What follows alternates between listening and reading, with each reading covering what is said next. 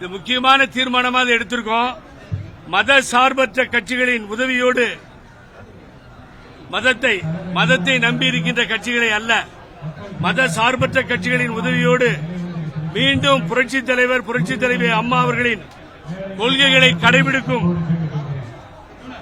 அந்த ஆட்சியை அமைப்போம். பூமி உள்ளவரை அம்மா புகழே நிலைத்திருக்கும் என்பதை மிக தெளிவாக சொல்ல கடமைப்பட்டிருக்கின்றோம். என்னன்னு கேட்டீங்கன்னா, ரொம்ப முக்கியமான விஷயம்.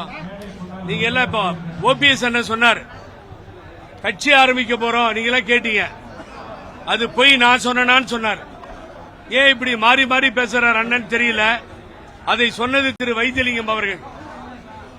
எந்த காலத்திலும் இனி ஒட்டோ உறவோ கூட்டணியோ இல்லை பிஜேபி கட்சியுடன் என்று சொன்னது பண்ருட்டியார் அண்ணன் அவர்கள், பெரிய சீனியர் லீடர்.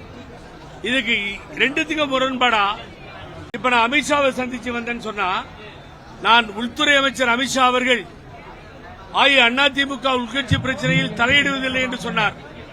அப்புறம் அவர் ஓபிஎஸ் கூட்டு பேசுறாரு, திரு கே ஏ செங்கோட்டையனை கூட்டு பேசுறாரு. ஆகவே இப்படிப்பட்ட ஒரு சூழ்நிலையை பாரதிய ஜனதா கட்சி தொடர்ந்து செயல்படுகிறது. அப்புறம் என்ன உள்கட்சி விஷயத்தில் தலையிடுறதில்லை சொல்லி, எனக்கு தெரிஞ்ச வரைக்கும் எடப்பாடி பழனிசாமியை பிஜேபி நம்புவதற்கு தயாராக இல்லை.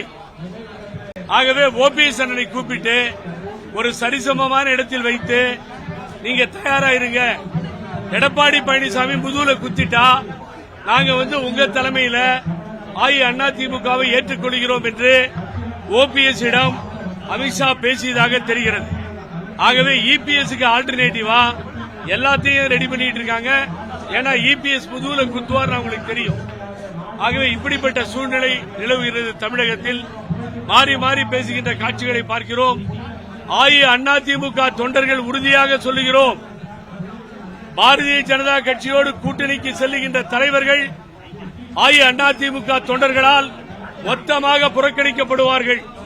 பிஜேபி பெயரை சொல்லிக் கொண்டு அம்மா வழிக்கு எதிராக எந்த தொண்டரும் பின் செல்ல மாட்டார், பிஜேபி ஒப்புக்கொள்ள மாட்டார்கள் என்பதுதான் உண்மை.